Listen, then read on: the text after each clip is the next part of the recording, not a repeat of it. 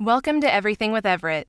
This is a talk show podcast hosted by Everett McConaughey from Boise, Idaho. The purpose of this production is to share thoughts, voices, and information to further a discussion on who we are as individuals, communities, and a global society. Everything with Everett is open to all topics of discussion: faith, science, history, finances, social issues, and, well, everything. Be sure to follow, like, and subscribe. Visit everettpodcast.com for all the details. Hey there.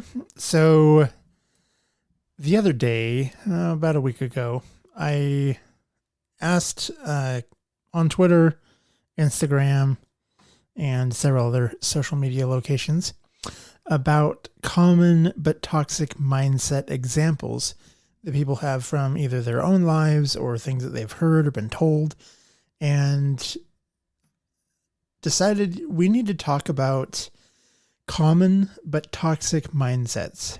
There are things that are said to try to help other people out, things like you need to be the bigger person or, stuff like that. They're meant to get us through a situation, but they end up ultimately doing more damage and are kind of rooted in a unhealthy approach to dealing with whatever the situation it is, either grief, heartache, loss, death. Just there's things that we need to be handling a lot better than we do. So just to get started, a toxic mindset is an unhealthy or toxic pattern of thinking can develop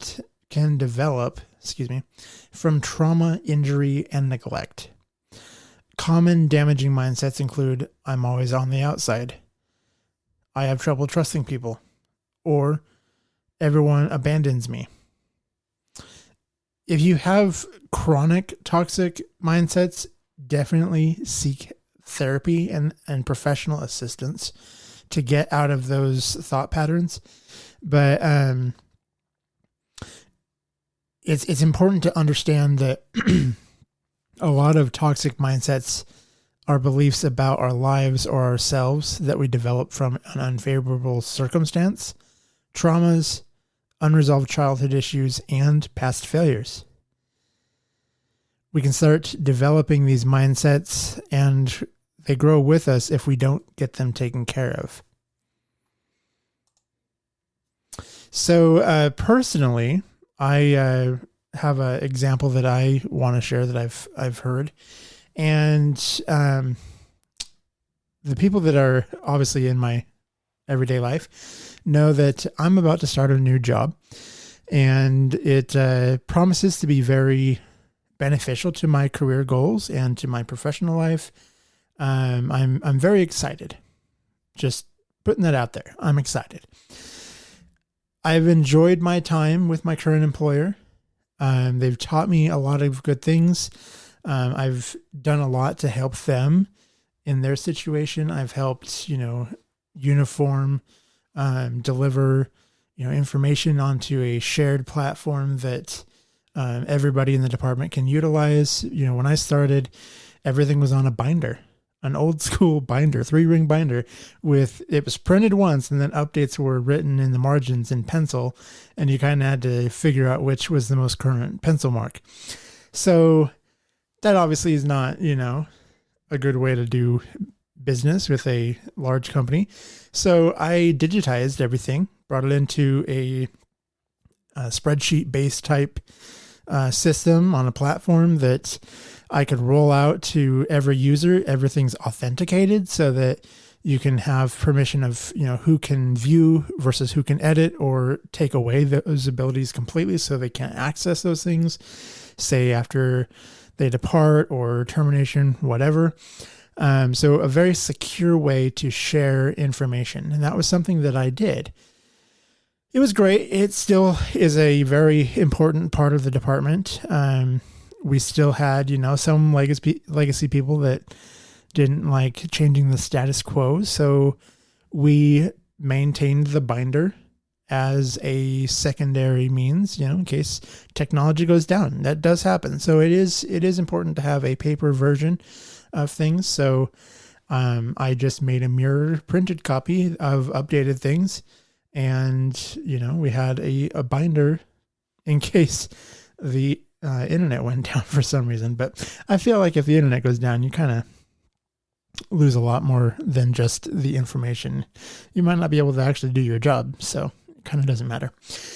But one thing I've noticed that in the work environment is there's a lot of kind of institutional groupthink of why the status quo should be changed. And it seems like a lot of companies fall into this kind of mindset of, oh, well, this has worked for us in the past. Why would we change it now? And there are some things that works, but it's not universally applicable to everything. We live in a very rapidly changing world. Look at, grocery and retail.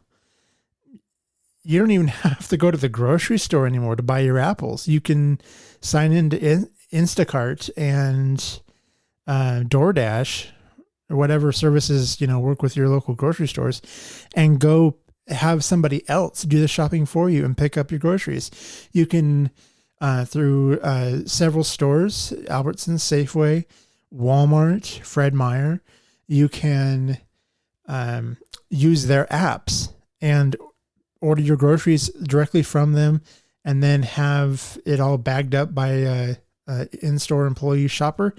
And then you go park in the parking lot, park in your designated spot. They bring it to your car. It's all paid digitally through your credit card or debit card, whatever you have on file with them. And you never have to step foot into the store. So to say, oh, well, we don't really need to be, chasing the latest and greatest thing. You definitely don't. But at the same time, if you don't chase anything new, then you're not innovative, and you're going to end up failing in the long term, because if you don't keep up with your competition, or at least, be in the same area, then, that's going to hurt you at some point. And we see that with people, and not just companies. It's that mindset of, oh, well, I had to work my butt off, for the first 30 years of my life. And why should these young people in their 20s, have good careers when it took me 30 years to get there? It's not a competition. It sucks that we have a system where some people had to spend most of their lives to get a position of any significance. It sucks that there are employers out there that will throw away a lot of someone's prime years to chase a carrot of promise someday down the road. But just because somebody else is entering into a new and changing situation where they can, find a new opportunity and an advantage and advance their position in life at an earlier point, that's good. That's the whole point of wanting better for the next generation. It's not just about money and products. It's about opportunity and knowledge. And, more power to them. Like, don't be against somebody else growing just because it took you so long to get where you are now. So, continuing my thought, there's this mindset of like, oh, well, don't chase the ever elusive new latest and greatest thing. You can, hurt yourself if you're constantly seeking change for the sake of change. But if you're seeking change for the sake of improvement and more knowledge, then that is nothing to be ashamed of. That's nothing to be against. There's also this mindset of, oh, well, sure, there's not much opportunity here, but, don't throw away your longevity. Well, what's the point of, working for, a company for X amount of years if you have no other potential? If you truly love what you're doing and you're okay doing that for 50 years, more power to you. There are those people that enjoy that. But some people, don't want to be retiring from the same position that they got when they were 26. And so they will seek some change. Companies don't offer the pensions and benefits like they used to for longevity. Truthfully, you could work for a company for 40 years, sign away, your prime life, have nothing really to show for it. And then they can say at any point, because you didn't keep up with the latest technology or innovations, or someone new came in and they don't like, who you are. They don't like the fact that you like the past. They don't like the whatever. They can let you go. And so, 40 years of your life wasted on one position, no advancement, no credentials or anything that you can truthfully market to anybody else, and it looks kind of stagnant. Well, then who's going to hire you in another spot? So hopefully your retirement set up, and you're able to move on your own, because, that's the reality of our world, is that we only live for so long, and companies are taking prime lives, not paying, everything back to benefit the employee, and then saying, oh, thanks, you're another commodity, have a good day. That's not a healthy way to approach the work life, at least. If you're not being challenged in your role, if you're not finding new opportunities to grow and advance your skills and mindset. So another example that I found online is one about you're not good enough. Lately, we've been hearing called the imposter syndrome, where basically you apply for a position or you get into a role that you feel like you're not cut out for. You're not set up for, basically. And you're constantly self-doubting yourself throughout the whole. If you get it, you're sitting there, you're doing the job, but you're also questioning whether or not they're going to fire you, or questioning whether they're going to decide that you were a bad hire and go with somebody else. That's such a sad situation to be in. And what I read online is that actually comes from past failures. We all fail at some point. Failure is part of growth. Nobody grows without failure. And it's important to realize that just because one person says no to something, maybe you had a dream job that you were hoping to get and you got it, and you just weren't mature enough, didn't fully have the skills, whatever, they let you go. What happened? Who knows? Or maybe they said no to you as a candidate. That failure, if we don't let it be water under the bridge, can fester and become something that truly sabotages yourself later on down the road. One thing that I dealt with this to a degree, in my mindset a lot in the last couple of years. And one thing that my husband has said that I absolutely love, and I'm like, whoa, that is a much better way to think about that, is he kept saying, like when I look at a job online and be like, oh, that looks really cool. I feel like I could do that. That seems like something that would be fun and would allow me to grow and, all this great stuff. But then I look at it and I'm like, well, I don't think I qualify for that, and they're not going to want me or whatever. And Jeremy said, don't tell yourself no, let them tell you no. And I started really focusing on that. And that is such an excellent way to approach everything in life. Dating, jobs, friendships, whatever. Let somebody else tell you no. But don't say no on their behalf. Give them a chance. Give them a chance to hire you. Give them a chance to love you. Don't be the reason that they don't want to work with you.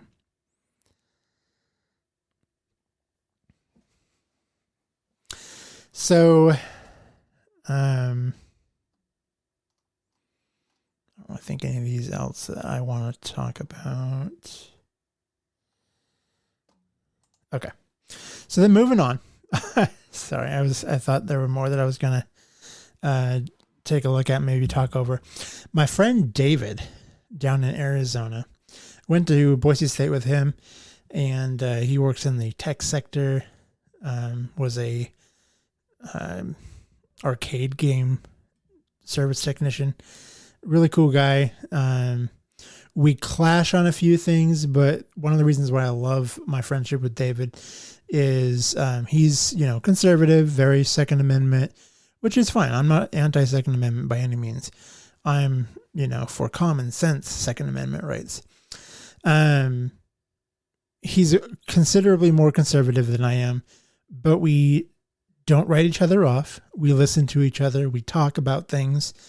And if it gets to a point where we're just like entrenched in our own ways, we stop the conversation and walk away. And then in a week we say, hey, do you see this? And we move on. We keep that friendship going because our friendship matters more than what we agree or disagree on. And there are things that I used to be, oh my God, you're crazy and like this is totally stupid. And then I started really thinking about what he was communicating and sharing. And then I'd say, well, explain this from your perspective. What does this mean? And he would explain things. And I feel like I understand things a lot better than I used to. I have changed my stance on a few things.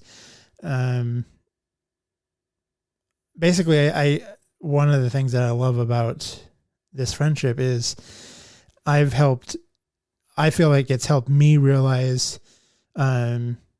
issues in ways that I never thought about before. And I feel like he has had some of the same experiences as well. So David shared with me one of the toxic mindsets that he has noticed in life that needs to be taken care of is working long hours means you're a hard worker. Again, working long hours means you're a hard worker. That is so not true. It can be true. It's not universally not true, but it's also not universally true. There are some people that work a ton of hours and don't do anything of substance.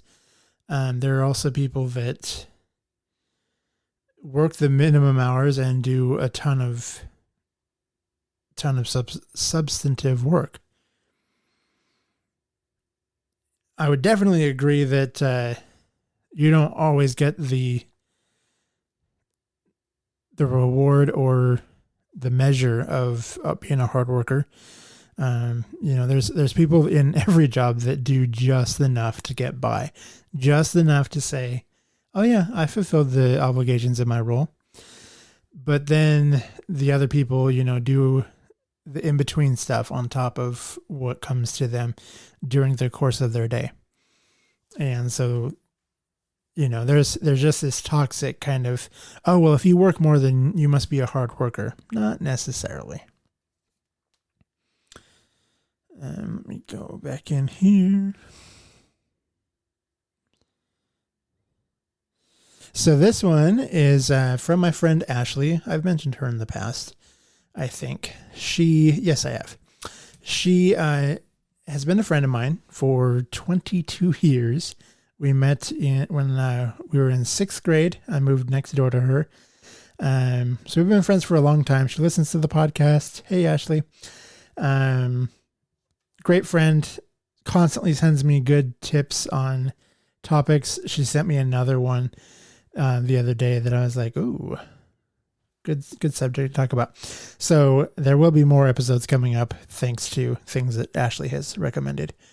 But in regards to the toxic mindset, Ashley sent, let me make sure I can read this whole thing while before I just start reading it and go, oh crap. Let me cue the music so that you're not sitting in silence.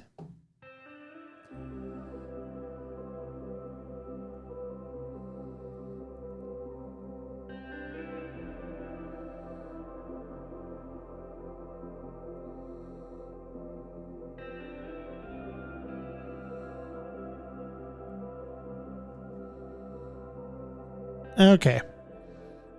I think I got it all figured out now. All right. So she sent, it takes two to tango for excusing abuse. And then eye roll emoji. It's not always true. And that's definitely the case. The whole saying, oh, well, it takes two to tango. Usually meaning, cheating or participating in some type of abusive situation, bullying, or, what have you. Things definitely can require two people to participate. And the toxicity in that, I feel, is borderline victim blaming. Because if you say, if a person is in a place of power, and then they tell somebody, hey, if you want this promotion, you're going to have to do something for me.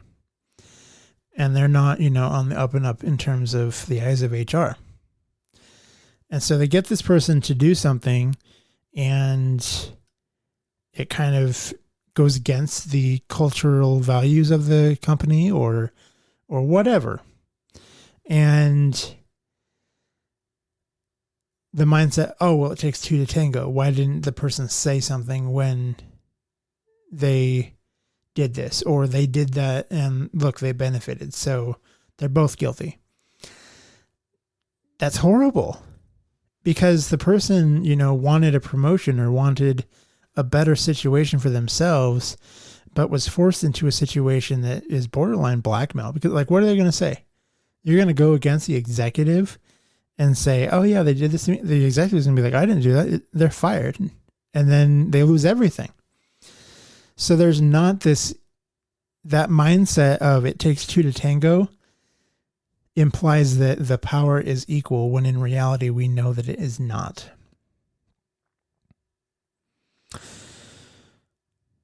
Toxic positivity. Holy cow. That's something that I never really thought about before recent years, in the last 4 years.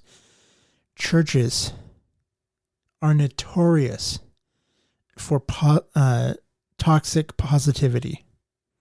Oh, just pray to Jesus and he'll heal you. Pray to God. Focus on your spiritual worth and you'll be blessed with riches on earth. Just put your heart in the right place and your health crisis will be taken care of. God will save you from COVID. God will keep the house from being foreclosed. No, that is not how it works. God and Jesus are not a genie in a bottle.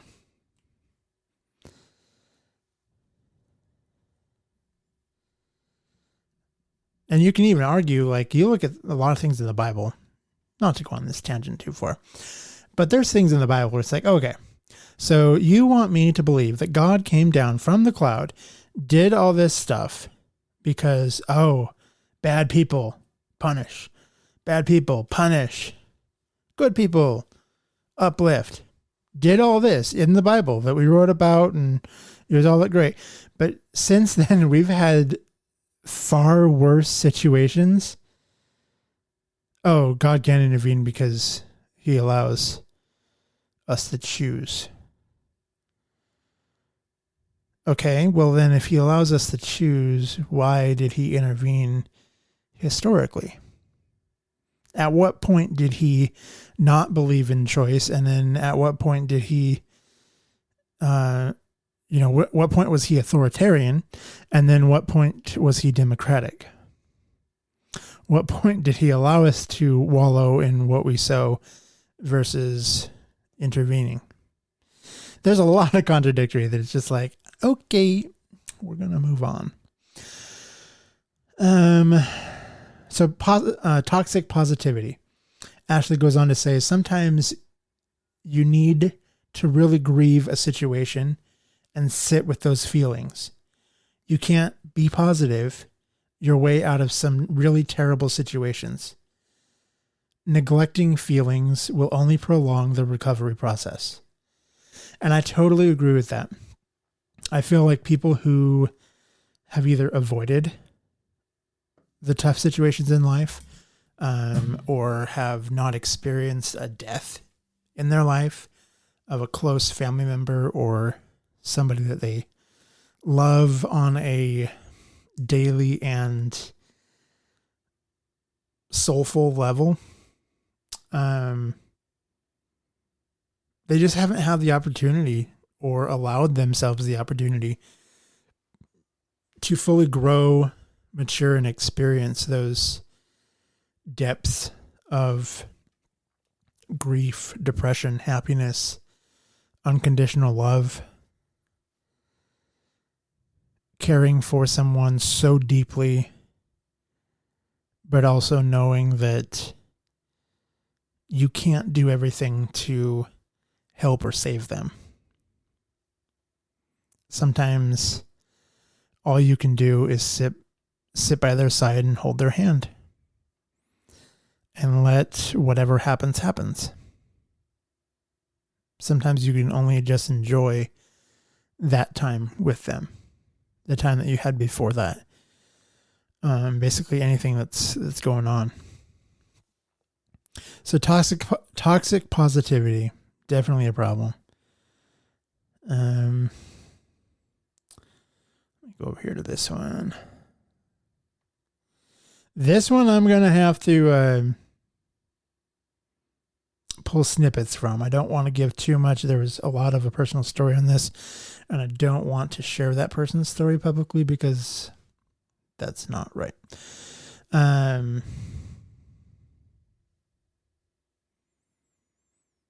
Okay, this one is along the lines of guilt. If you do that, you'll make blank feel bad. It's not your position to control somebody else's feelings. You can't control someone else's feelings. Somebody else's feelings and reactions to a situation are theirs and theirs alone. If you know that if someone has taken the time to communicate to you of, hey, I have an annoyance and this is kind of, what goes behind it. It's something that like they can't control, whatever, then fine. You should probably avoid those things if you want to be a decent person. And if you're intentionally doing those things to make somebody mad, that's a problem. But if in the course of your day, if you say, oh, I'm feeling like I want a candy bar, I'm going to go buy a Hershey's candy bar. And then someone says, oh, well, you better not because little Jimmy over here doesn't have enough money. And if you buy a candy bar, it's going to make him feel bad. Now, if you are wanting to share and have the ability to share, then go ahead and buy both of you a candy bar. But also, if you want a candy bar, you should go buy the candy bar. It sucks that little Jimmy doesn't have money for it. It sucks that he might be upset. And maybe you could even give a piece of your candy bar to Jimmy so that he has something, but then you get the majority of like 90% of the candy bar. That's a compromise. But to say that you shouldn't do something because it'll make somebody else feel bad, that's crap. You shouldn't be focusing on that. That's not your cross or burden to carry.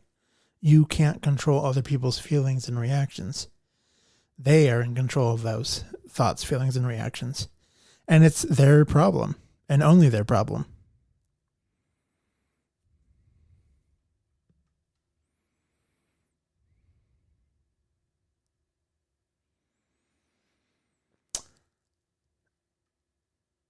Okay, another one that she mentions is a defeatist type attitude. Basically, that you shouldn't try or it's impossible to succeed.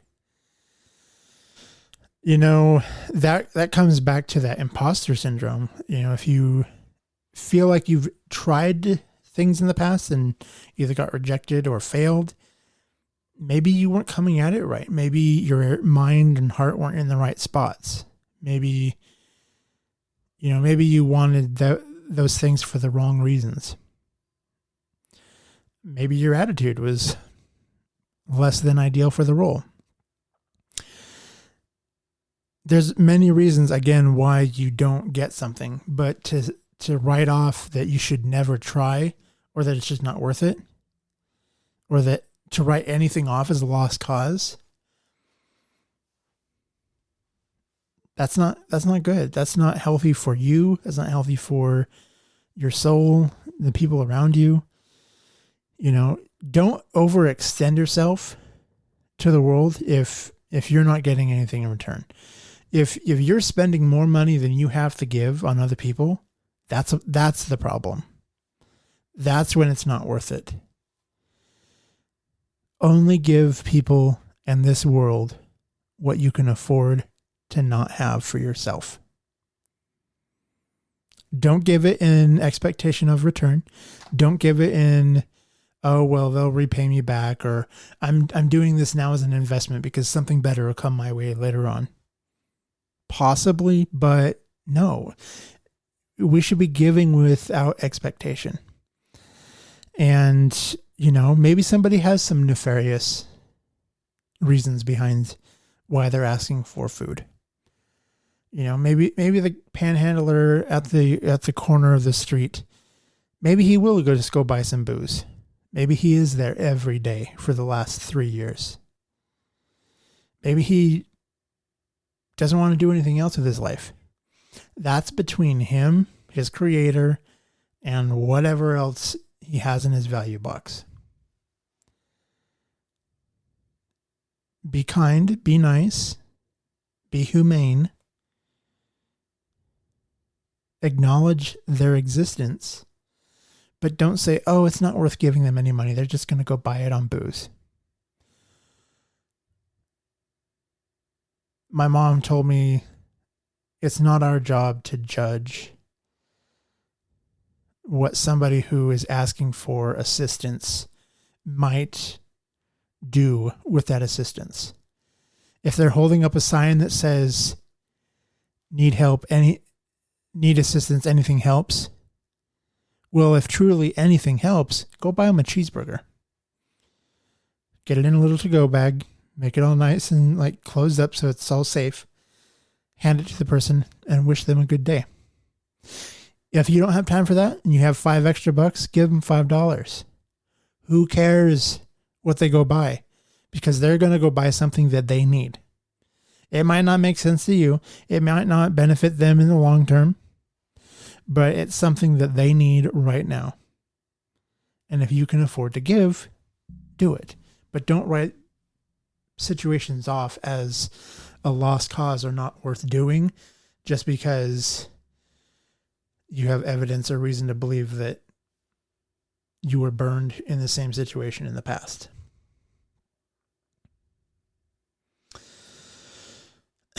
Another one coming from my friend Keisha is in regards to parenting.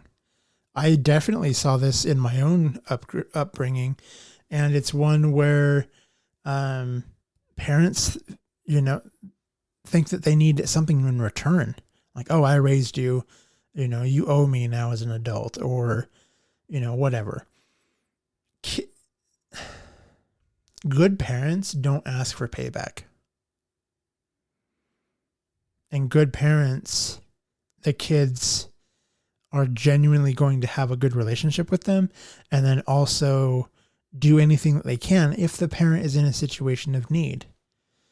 But to say, oh, I brought you into this world and I paid for all your clothes and school supplies and field trips and instruments and all this stuff, and then to be like, I need a return now on my investment? No. That is wrong. That is not why you have kids. And let's look at that mindset. The kids didn't choose to come into your life. You chose to either have the sex that brought the kids or adopt the kids. So it's not like the kid said, hey, you look like a nice, wallet. Can I come live with you? No. You brought the kids into your house. It takes money to raise the kids. It takes money to give them a good education, give them what they need, put a roof and sustainable life over their head. You can't expect a return. And you shouldn't have that mindset. You shouldn't be toxic and make your kids think that they owe you for being a marginal parent.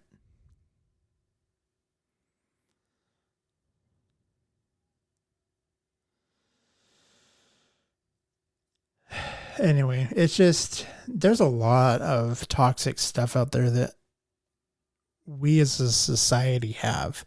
And it's everywhere. It's in the church people. It's in the family people. It's in the corporate world. There's almost nowhere you can go that doesn't have these problems. And I think that we all need to, we owe it to ourselves, to our children, to generations to come. We need to focus more on how we could be at fault for things and work on fixing that. Do you really need to have an opinion about everything? Do you really need to be polarizing? Do you need to really, pit somebody against somebody else for an idea that they had or something that they said? Could you just sit back and listen to both sides and say, you know what? I hear you. You don't have to agree with somebody. You don't have to say, oh, well, you're right and they're wrong. Just acknowledge that you're present in the moment. Acknowledge the feelings. Provide some 2 cents on, how the situation could be improved, avoided, fixed. And sometimes acknowledge that there's nothing more you can do or have to do. So, yeah, there's a lot of toxicness out there. Be positive for you, but don't be positively ignorant about the truth and realities in the world around you. Always fight for what you need. Fight for what is right for yourself, for the underprivileged, underserved, and underspoken individuals around you. Make healthy choices for your family, for your coworkers, your church community, whoever is around you. Just make good and healthy statements that further the goal of whatever it is that you're trying to achieve. So go out there and kill some toxic mindsets, okay? Go out there and make the world a better place. Thanks for listening to Everything with Everett. I'm Everett McConaughey. It has been a pleasure talking to you wherever we are. Thank you, as always, and again, for choosing to hit play and listen to my voice for the past 40 minutes. Thank you. Thank you for listening to Everything with Everett. Connect with Everett and other listeners on Facebook and Twitter at Everett Podcast. Everett would love to hear from you. Share your thoughts by emailing mystory@everettpodcast.com. You can also leave a voicemail or send a text message to 208-391-2808. Choose to listen, speak with kindness, and have a great day.